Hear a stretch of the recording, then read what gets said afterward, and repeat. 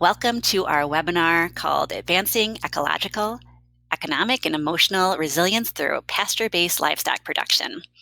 Our presenter today is Paul Dorrance with Pastured Providence. This webinar is hosted by Food Animal Concerns Trust, and I am Larissa McKenna, FACT's Humane Farming Program Director. I will be moderating the session today. Thanks everyone for being here. So let me just take a minute or two to do a few quick introductions. Food Animal Concerns Trust, or FACT, we are a national nonprofit organization. We're based out of Illinois, and we work to ensure that all food-producing animals are raised in a healthy and humane manner. And to do that, we accomplish this by supporting humane farmers such as yourselves, promoting policies that make food from animals safe and healthy to eat, and also by helping consumers make informed food choices when they're shopping. So I direct FACT's Humane Farming Program, and I have the honor and pleasure of working with farmers all across the country on pasture-based animal production. We offer grants, scholarships, a mentorship program, customized handouts and materials, and of course, a series of webinars on all types of topics. So I encourage you to check out our website for more information about all of our farmer services. So at this time, I'm truly delighted to introduce our presenter. This is Paul Dorrance. You'll see him right next to me over there. Paul is a friend of FACT. He served as a mentor in our program for many years, and he's also a past Fund a Farmer grant recipient. He wears many hats. Literally today he has his signature hat on, but he's an author, a speaker, a consultant, and a farmer. He currently raises grass-fed beef and lamb, as well as pastured pork, poultry, and eggs for direct sale to consumers in Ohio. So we are super lucky to have him with us today to talk about how you can cultivate resilience now and in the future. So I think without further ado, Paul, I'm going to hand this forum over to you so that you can get started. Thank you. Awesome. Thank you so much, Larissa. I appreciate it. And thank you, everybody, for being here. How awesome is FACT? I mean, honestly, I'm so honored and pleased to be affiliated with an organization like this. Just thank you, Larissa, again. Thank you for everyone attending, and I will get started here. So in general, as Larissa mentioned, this presentation tends to be a little more one way than I'm usually, especially in this medium. But feel free to use that chat bar as questions come up if you have any, and it'd be my pleasure to try and tackle whatever we've got at the end of the presentation. So again, thank you so much. Today, we're going to talk about advancing ecological, economic, and emotional resilience, and how more than ever in a post-pandemic environment, that resilience is really necessary, and what aspects of that resilience are offered by pasture-based livestock systems. So before I jump too far ahead, for those who have never met me, I want to make sure that I take a minute and introduce myself. I'm not a farmer by trade. I didn't grow up in an operation. I grew up country in upstate New York. But I spent the first 12 years of my career after college flying military planes for a living. I was an active duty Air Force pilot. I flew 3 different aircraft over those 12 years. And during most of the time that I was flying, I was normal. I was regular, right? And what I mean by that is that I didn't care where food came from. I made fun of the term organic, and generally I trusted the system to feed me food at my convenience. It was only when my ex-wife got pregnant with our firstborn that my views on food started to change. In that moment, with the impending firstborn child, I was scared to death, and I wanted to do anything that I could to help that baby growing inside of her. And so I began to read and explore, and what I found was even more scary than becoming a first-time dad. I found deception in the way that food was labeled and marketed. I found collusion between large multinational corporations and the government organizations that were supposed to protect me. I found oftentimes outright aggression for those who dare opt out or choose a different path for themselves and their families.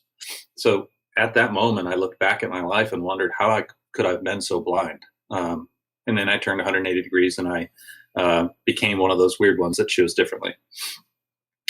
I began to seek out organic and local foods, supporting farmers in my surrounding community, and I found myself now at that point deeply valuing what up to that point I had taken for granted.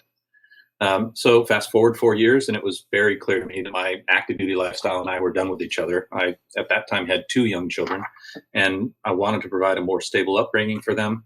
So I knew it was time for me to put my money where my mouth was and begin producing this type of food for other folks. So in 2013, I bought 111 acres on forsalebyowner.com, and I started the pasture-based livestock operation from scratch. And for the next 7 years, the farmstead raised and sold grass-fed beef, grass-fed lamb, pastured non-GMO pork and poultry, as well as turkeys for Thanksgiving, and then free-range non-GMO eggs. Most of these products were sold direct to consumers, whether that was farmers market or off-the-farm sales. I did custom cut for folks that wanted to choose their own cuts. I did have one amazing restaurant customer here in Chillicothe, which is in southern Ohio. And I was the exclusive ground beef provider for Green Tree Restaurant for those 7 years as well. When my divorce was finalized earlier this year, or actually earlier last year, I found myself at a crossroads. I was running one man running a show that needed at least 2 people's efforts to thrive.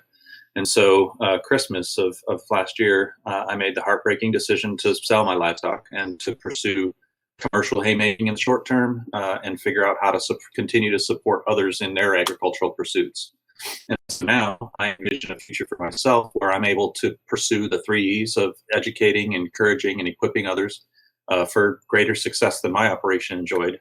I'm doing that via consulting, as an author and a speaker, and overall just a good food advocate. And it's from this perspective that I humbly speak to you today. We're going to talk about a different 3 Ds as it comes to resilience, that ecological, economic, and emotional resilience. But in my position, again, is that pastured livestock offers a unique solution to all of these.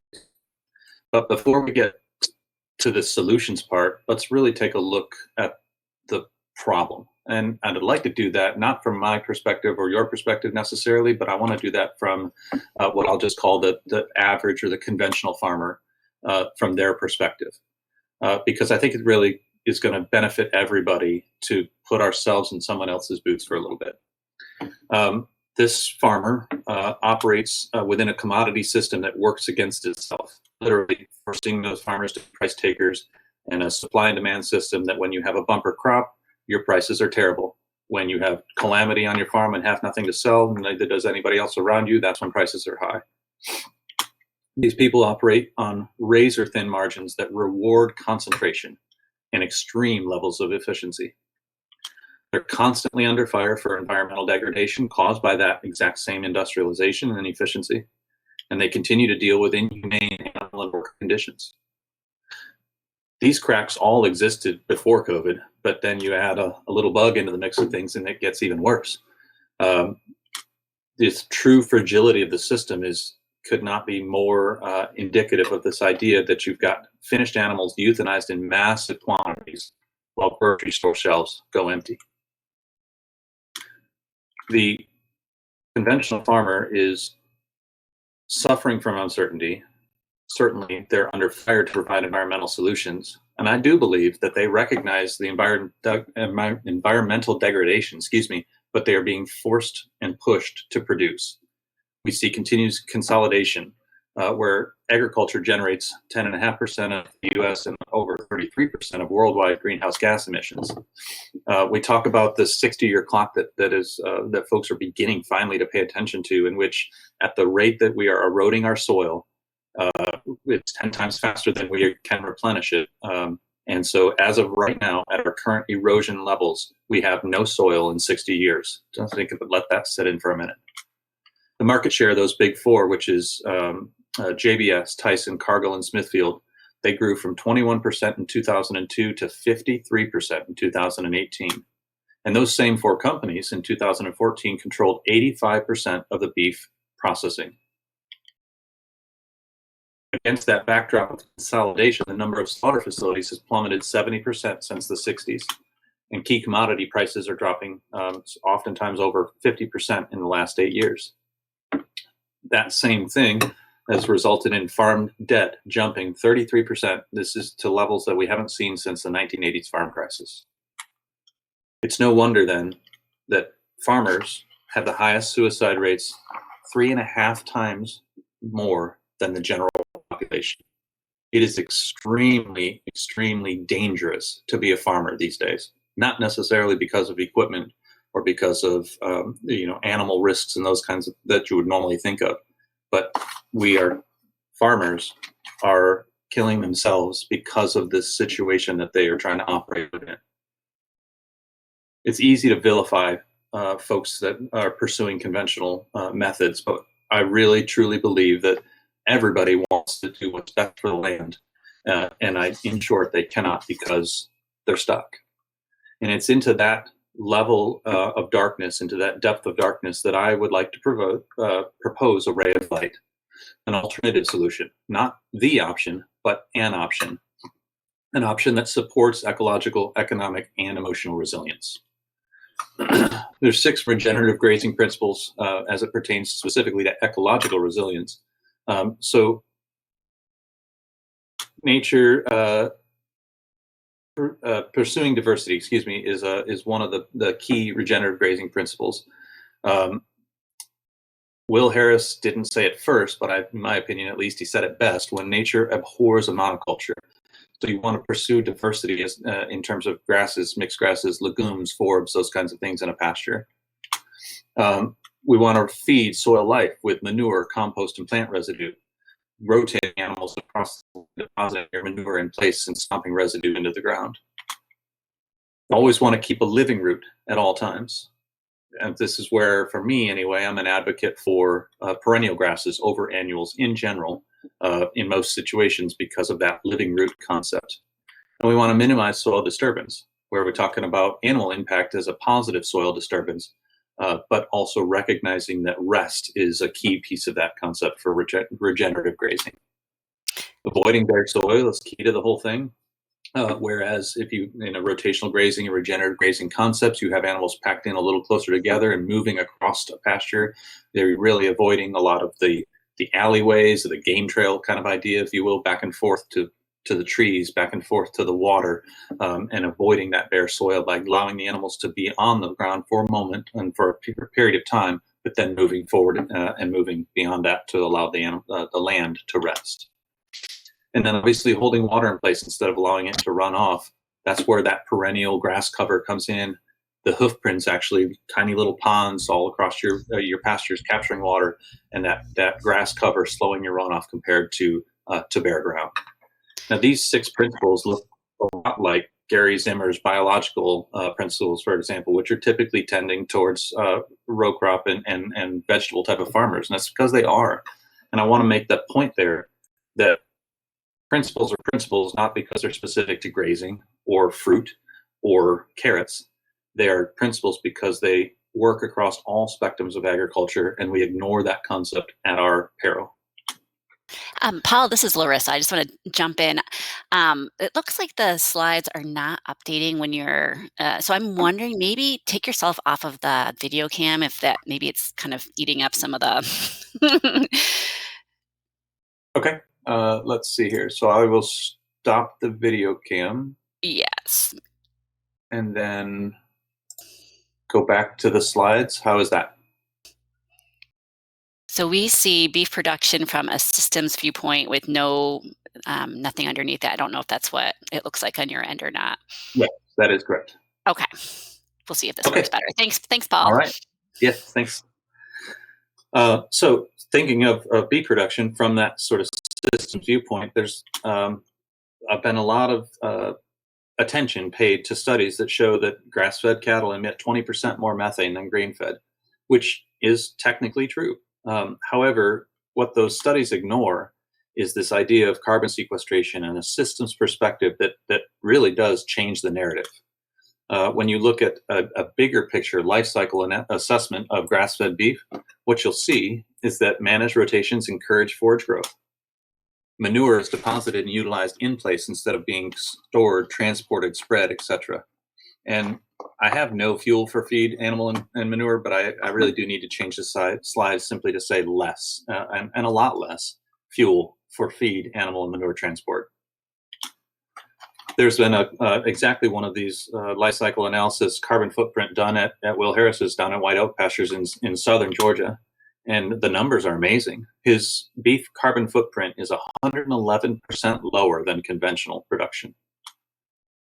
His integrated systems, meaning beef and lamb and poultry, all kind of in there together, or at least layered on a piece of ground, is 6 times more carbon efficient than conventional agriculture. And his net emissions, specific now to beef, is minus 3.5, which means that he is capturing more carbon than he is emitting in his overall process, minus 3.5, compared to conventional beef, which is plus 33. Any of the fill in the blank vegetable versions of meat, plus 4. Even just regular old conventional soybeans, plus 2. I think it's clear that when you take a systems approach and a systems look at regenerative agriculture, instead of narrowing down into a tiny little straw, that you can really see the benefit to the ecological resilience and that pasture-based livestock presents. On my farm specifically, I achieved ecological resilience by pursuing perennial pastures with a diversity of forages, using management-intensive rotational grazing, which allowed both intense pressure and rest, and then also multi-species synergy, including a cattle and sheep together as one big flood, as well as pastured poultry, as you can see here. These poultry, followed my ruminant herd around, and you can they not only added their own, but they're also, as you can see that picture on the with the buff chicken, she's scratching through that manure patty, eating all the bugs, eating the fly larvae. And so that becomes a piece where she's spreading manure, assisting in assimilation in the soil, as well as serving as a portion of my integrated pest management strategy. So, Paul, this is Larissa again. I feel like we can't actually see your slide right now with the chickens. So I'm wondering if we switch over to the other slides that I had uploaded that don't, that don't do that. have all the, okay. Let's see here. Sorry, everyone. We have a plan B. We had hoped to be able to have all of the, Paul had some animations and transitions between his slides that we hope would work better from his computer. So we were sharing his computer, but they seem not to be updating as much as. So I think we're up to this slide. Okay, so you might want to re-talk about the chickens.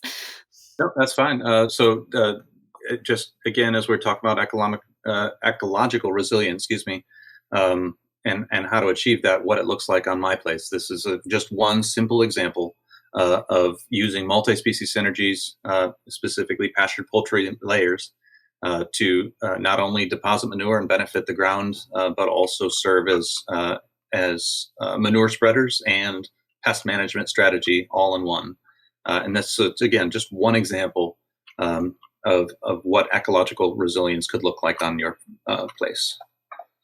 Let's see if I go to, if I click forward, Larissa, does this move to the next slide for you?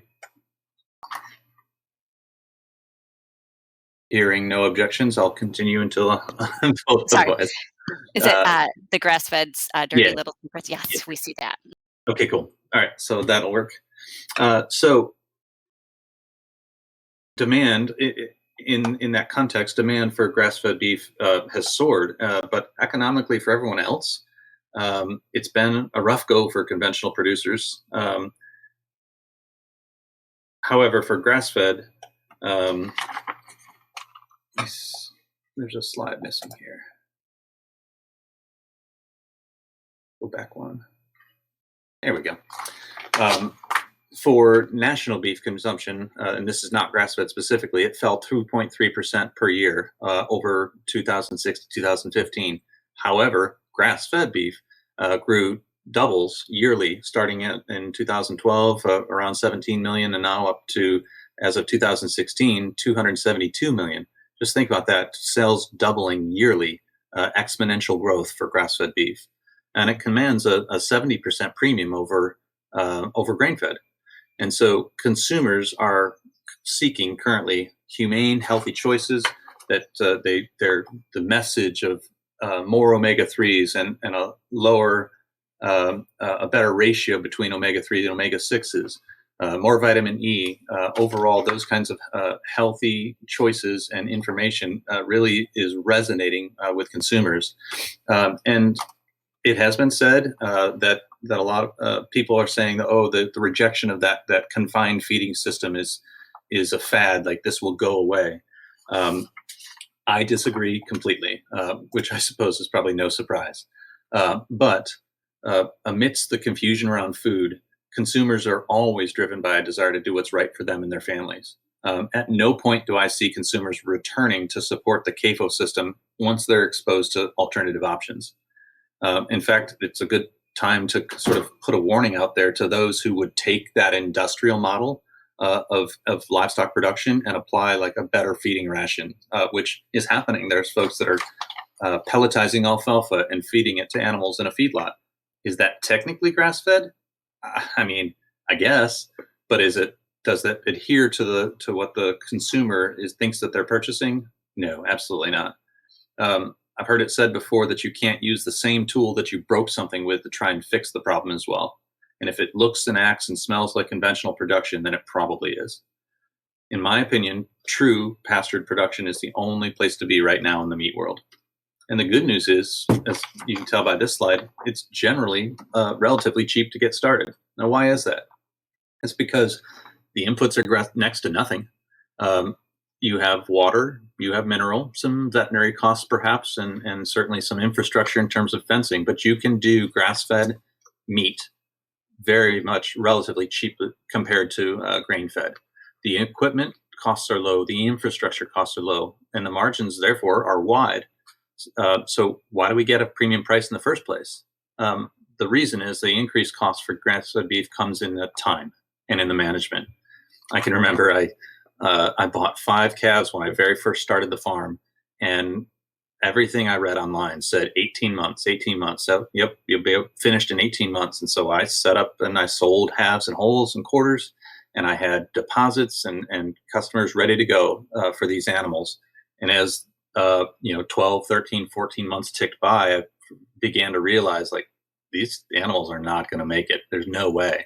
And it was only as I related that story to someone else at an agricultural conference where they laughed at me and they said, no, dude, for grass finished, you need probably around 30 months or so and an extra year. Like, oh, crap. So I ended up having to go back to those customers and say, I'm sorry. I'll offer your deposits back, that kind of thing. And a couple were pretty mad at me. And I suppose rightfully so. But that extra 12 months of time and risk associated with it is one of the key reasons why grass-fed beef is so much more expensive. In addition to the management, in general, there's a lack of automation. You can do some things automation, but otherwise, this tends to be an environment where it's a little more manual labor and a little bit of management intensive with daily tasks. However, on the financial side, if you start to add another enterprise like sheep, for example, then the numbers get even better. There's a study out there that talks about how you can typically add 1 sheep for every cow that you have for quote unquote for free. And that's because they utilize different forages, that typically the management isn't going to be much different, although you do have, in some cases, a little bit better fence. You almost certainly have to talk about predator protection. But in general, you can add sheep to an enterprise. If you're anybody out there listening who is beef only and not doing sheep, I would highly recommend that you consider adding sheep to an enterprise and taking advantage of that additional revenue stream that's offered. So let's transition a little bit from ecological resilience to economic resilience. This year was really tough for folks, hay producers in the area, especially given the good weather. Everybody commented over and over and over about how thin the grass was. they would come to me and say, oh, the hay is really thin this year. I'm only getting half the number of bales that I normally did, and they expected me to kind of commiserate and say, yeah, me too. And why wouldn't they, right? Because the weather patterns were exactly the same. The forages certainly a little bit different, but not like specifically. So I wasn't doing anything crazy or out of the box. But my hay was amazing, and my hay was thick. And the only reason I can imagine for that difference between my place and all of my neighbors all around me was the fact that my animals were on the land until Christmas of last year. So that impact of the animals still showed up in my land over the course of last year, despite the fact that there were no longer enemy animals on it. And my point there is that ecological resilience often reveals itself as economic resilience. Up to this point, I've kind of avoided talking about and defining the term resilience, mostly because it's a little bit touchy-feely. But these are some of the definitions that I found. The first one is straight out of dictionary.com. Resilience is the capacity to recover quickly from difficulties. Put another way, it's simply called toughness. And I'm not in any way proposing that farmers are not tough. Obviously, you have to be. Put another way, though, and this is the way that I want to think about it. If all you have left, emotionally speaking, is a single thread that's easily broken, then it really is easy to break. But if you take that single thread and you weave it together 10 or 100 or 1,000 of its kind, you end up with a really incredibly strong rope. And so let's talk about that emotional resilience in that way, where we all have we start tough, right? We're farmers, so we have a strong rope. But as little things all surround us cut away at these threads of this rope and take away our ability to be resilient, they take away, in a sense, our toughness, or more accurately, perhaps they use it up, right? And so we're left with just a few strands in some cases where then the next thing that happens negatively breaks that last thread that we had left. And so this is the concept that resilience is gained by saving our strength for the troubles that we know are coming. Like I said, this life is tough, but we all struggle to balance internal desires. We have a historical context, right, that we're operating within. Oftentimes we have family constraints and requirements, as well as a level of status within the community that we're either intentionally or sometimes subconsciously trying to maintain. And then we have this sort of national stage where we're expected to do so much with so little return and so little recognition. There's one thing that I've known, and everyone else here does, that livestock and Mother Nature will always find a way to test our mettle. But what if there was a widely understood and adopted meat production method that saved some of those strands in our rope for when we needed it for other things? What if there was a method that secured a premium price, that was valued by the general public and avoided commoditization and healed the land? What if there was a method that contributed to reversing climate change and allowed flexibility in pricing and reduced risk and minimized, the list could just go on and on, right? In short, what if there was a method that leveled the normal ups and downs of farming and that steadied the ship and allowed us to save our emotional strength for the inevitabilities that farming is going to present to us anyway? You remember the story, right? That I got into farming at the very beginning because of my son or his impending birth. Well, this is him now. Random side note, I gave this presentation at a OFA conference here in Ohio, and I had a comment in the chat bar that, like, not to be weird, but it looks like your son is not wearing any clothing, except for his shoes, obviously. I was like, no, it's just tan pants with the tan against the tan hay. So I actually went into this presentation and tried to Photoshop his shorts a different color, and it ended up looking like he was wearing a dress, and so I finally just said, gave it up, and I'll instead make a joke about the fact that he actually is wearing pants if you look close enough. So don't forgive me for that. But the bottom line for this slide is that my kids were one of the core reasons that I clung to when I needed stability, right? Raising good food for others was another one of those. It was this intangible, yet critically important thing that kept me going when times were tough.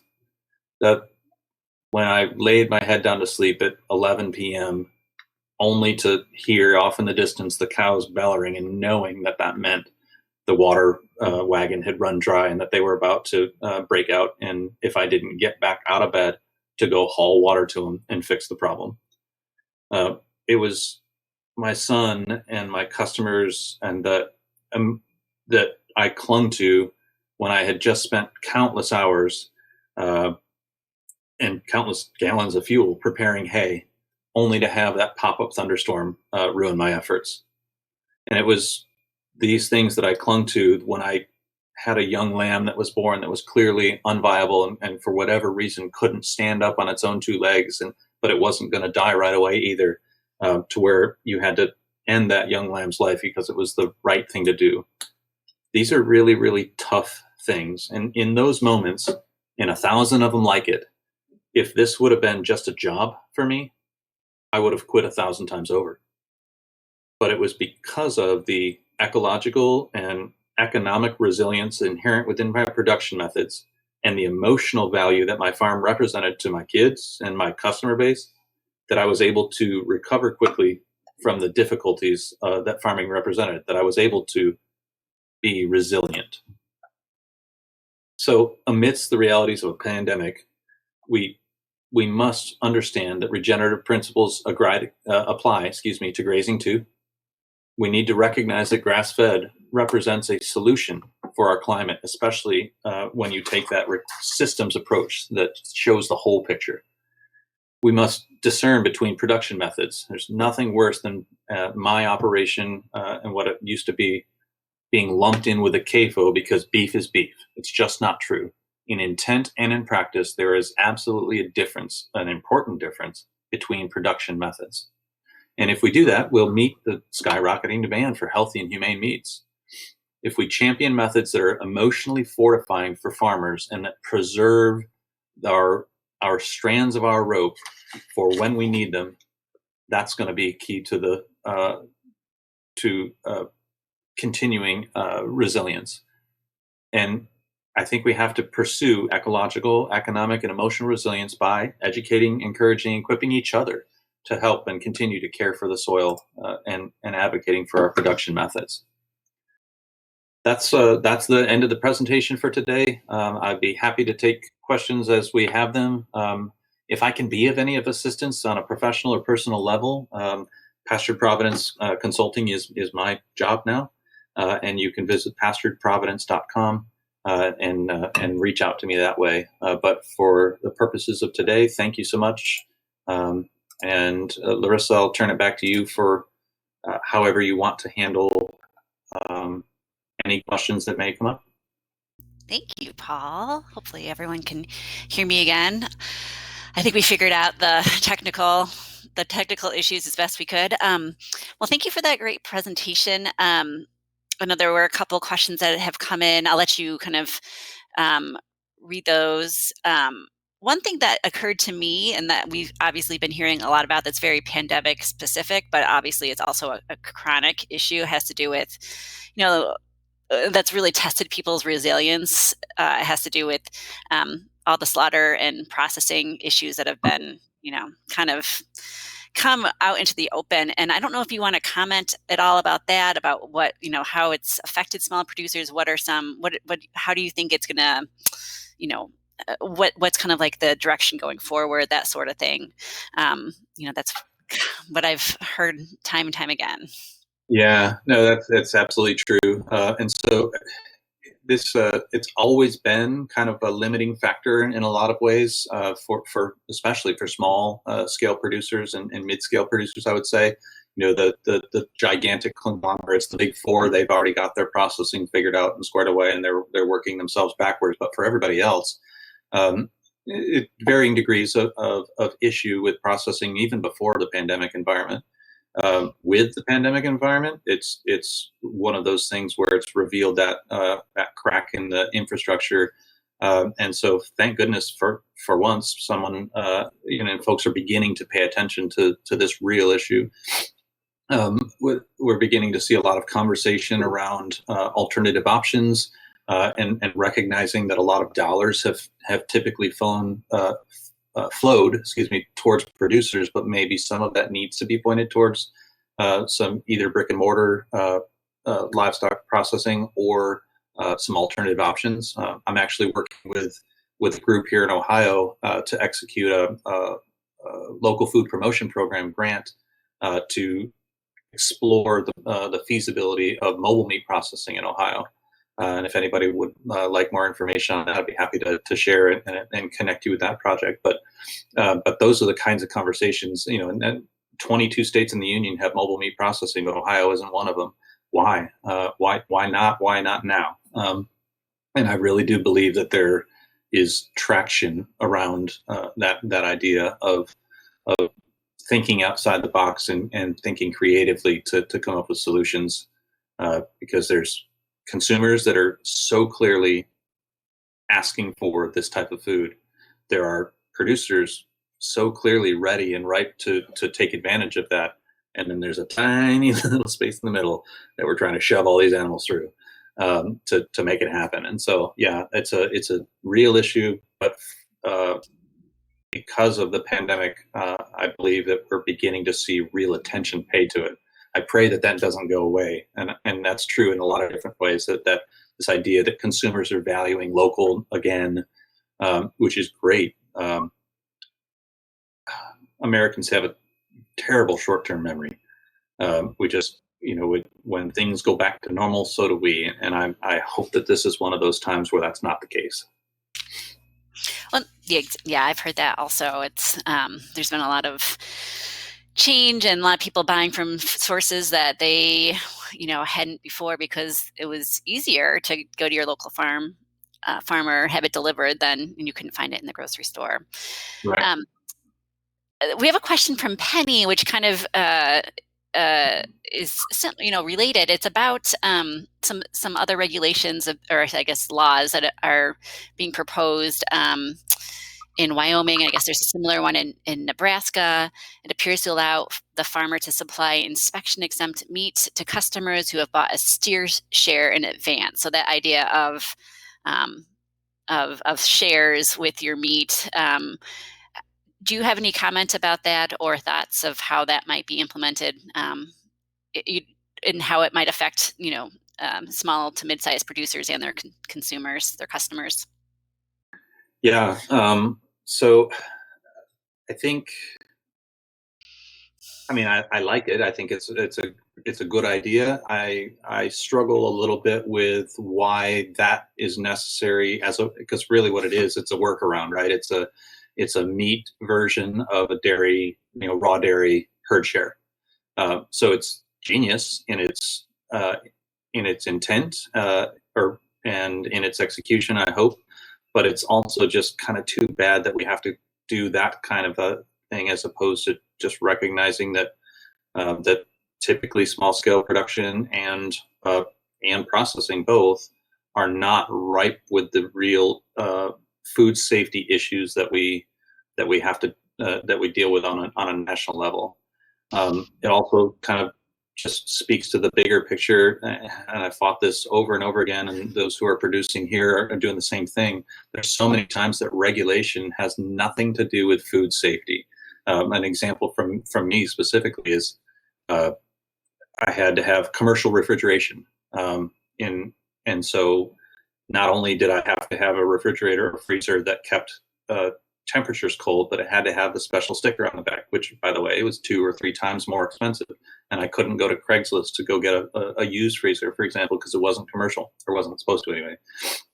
I really did at one point consider just printing the stickers and putting them on the back, and that honestly, the inspector would probably be like, "All right, sweet." But to me, that requirement for commercial refrigeration has zero. Temperature's temperature. If the meat's frozen, then it's frozen, whether that's done by a 30-year-old chest freezer that your mom gave you or a brand new shiny stainless steel commercial refrigeration unit. Doesn't matter. So that's a silly example of where regulation has just gotten completely out of hand and no longer has anything to do with food safety. And so I commend the folks in Montana for that effort, and I think it's wonderful. I think it will absolutely open doors. I'm sorry that it's necessary, though, because it shouldn't be. So not to minimize the progress, and just one of those things where, good news, but I wish we didn't have to have those types of conversations and create those kind of workarounds to get to a common sense regulatory environment for food. Thank you for those comments. I have a question from Susan, who I'm not exactly sure, Susan, what you were referring to. It says, what does the systems analysis you refer to, or who does it? I'm sorry, who does the systems analysis you refer to, Paul? Yeah. So that life cycle analysis and systems level analysis, in the only one I can specifically name is Quantis, Quantis. I'll look that up online and put something in the chat, only because I know that's who did Will Harris's and whiteout pastures. There are other companies that do the same kind of analysis if you were looking to hire something. But yeah, there are companies that do it. It's not a new thing from other industries. So there are the automotive industry, for example, or textiles, or those big types of industries are much more familiar with this sort of analysis.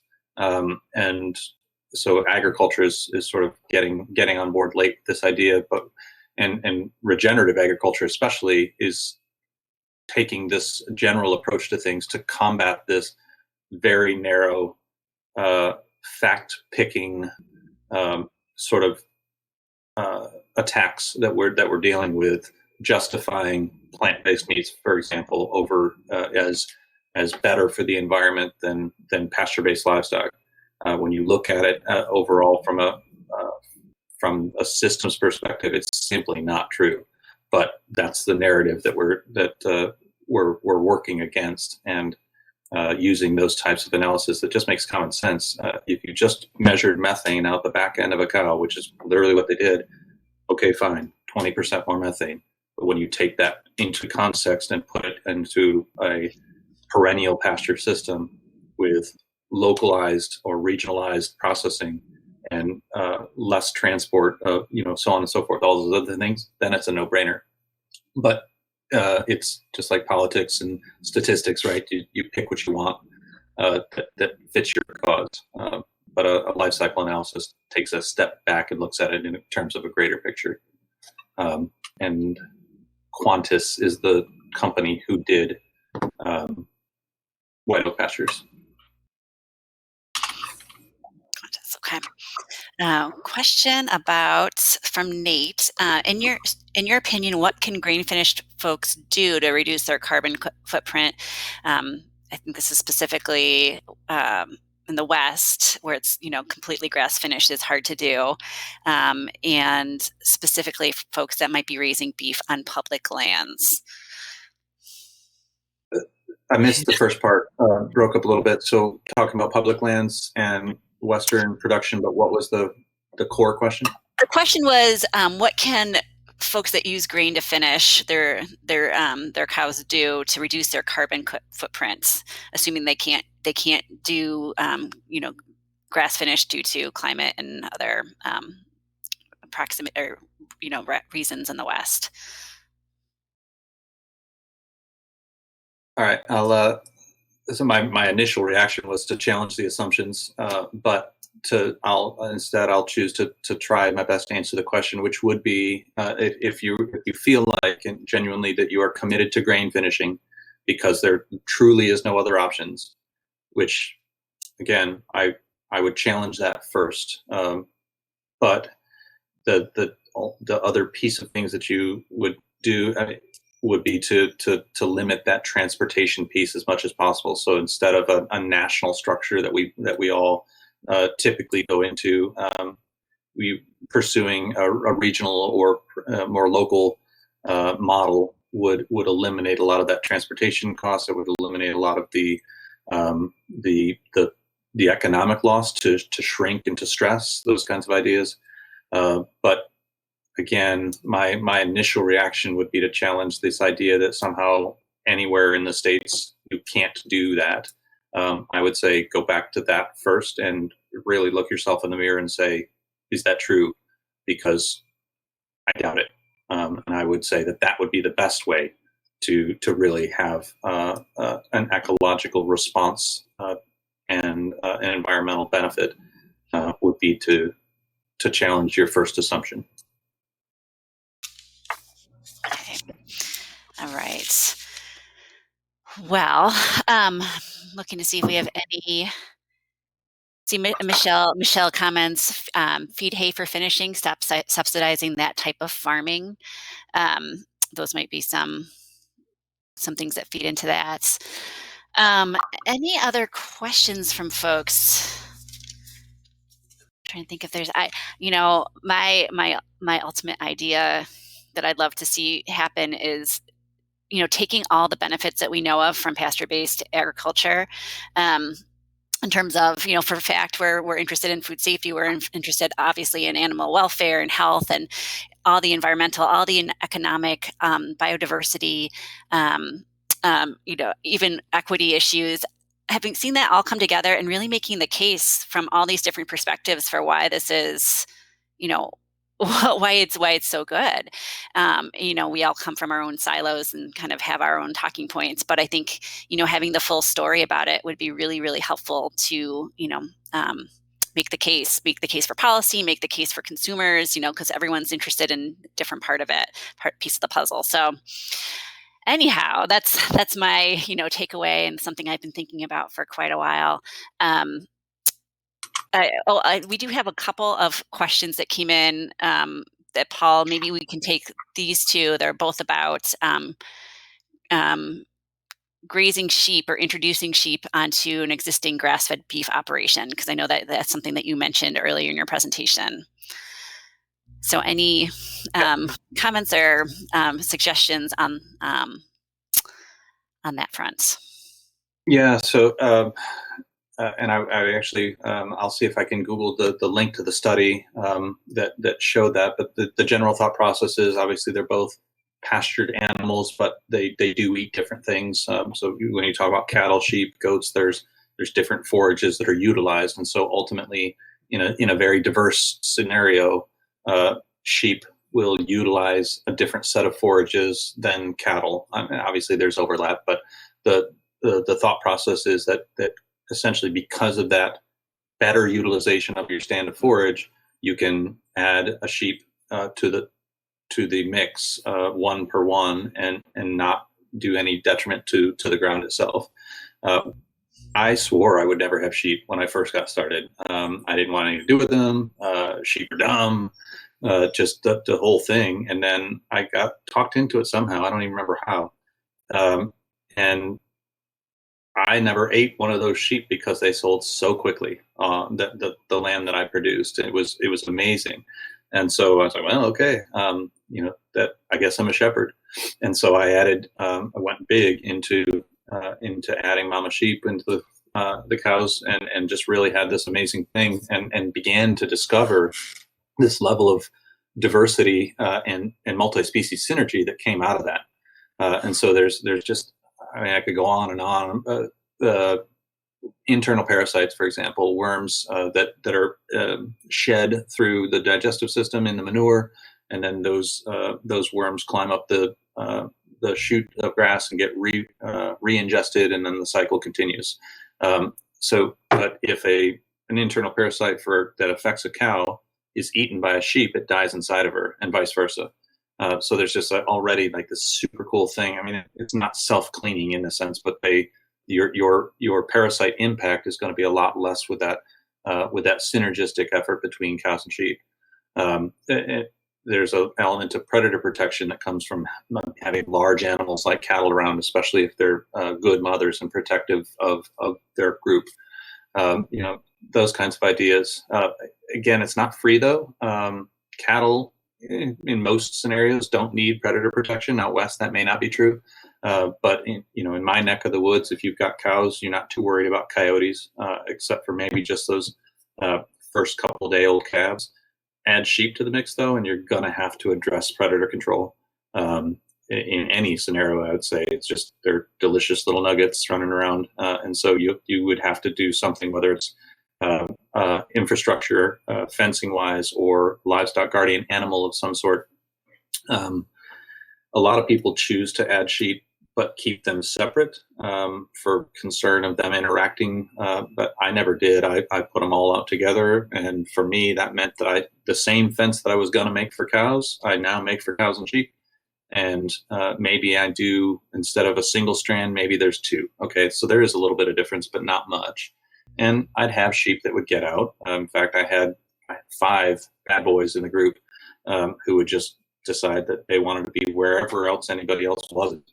And I'd chase them back in occasionally, and sometimes I'd just leave them and say, forget it. And if they ended up being coyote bait, then that was their fault, not mine.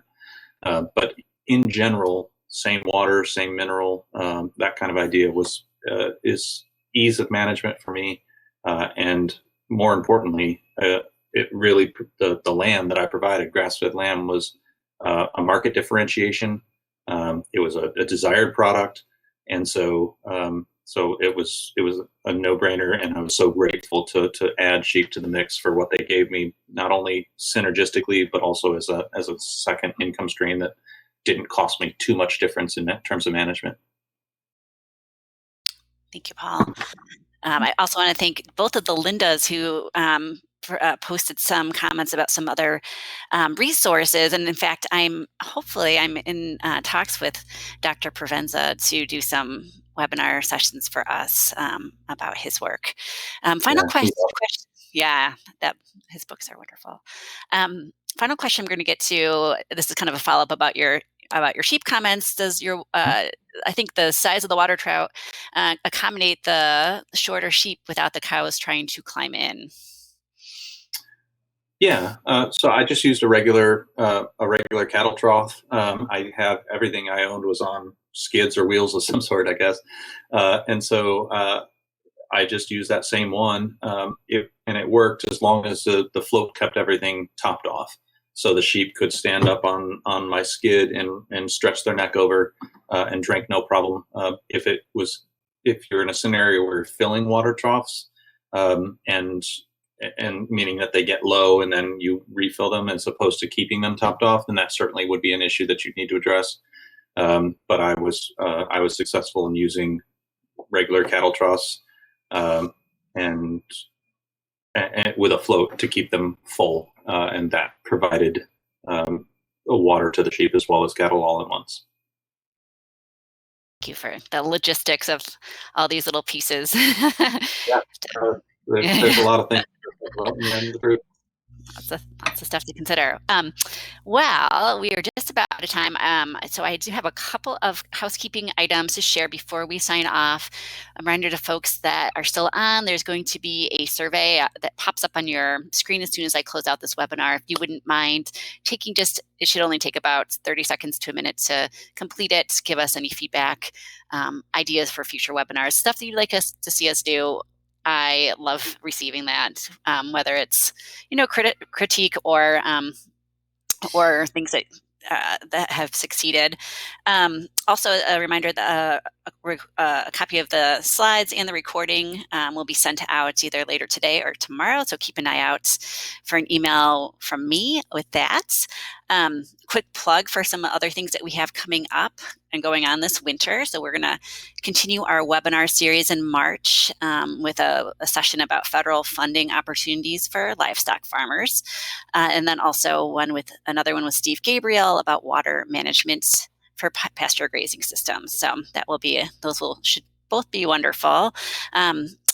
Reminder that FACT does have scholarships available for folks that are wanting to participate either in person or virtual events, training events. We have handouts that can be customized about the nutritional benefits of pasture-raised animals. Could be really helpful for your farm, your customers. So I'll be sure to send out links in my follow-up email about some of those other services that we provide. But think. Any parting thoughts, Paul, that you'd like to share before we sign off? No, just very, very grateful for everybody and their interest in this idea.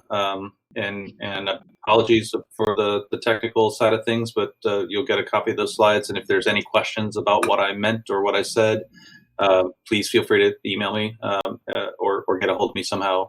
Be my pleasure to clear up anything because of that little bit. So again, just thank you guys so much. Keep keep grass-fed and pasture-based systems at the forefront of folks' minds moving forward. Thank you. Great. Wonderful. Thank you, Paul. It was really always a pleasure and a delight to have you with us, and nice to see your face. Thank you to everyone out in the audience for being with us and your attention, your interest, your questions. So I hope that we'll all be able to stay in touch and that we stay connected. So I guess I'll just finish off by saying have a great rest of your day and end of your week, and we will talk with you soon. Bye, everyone.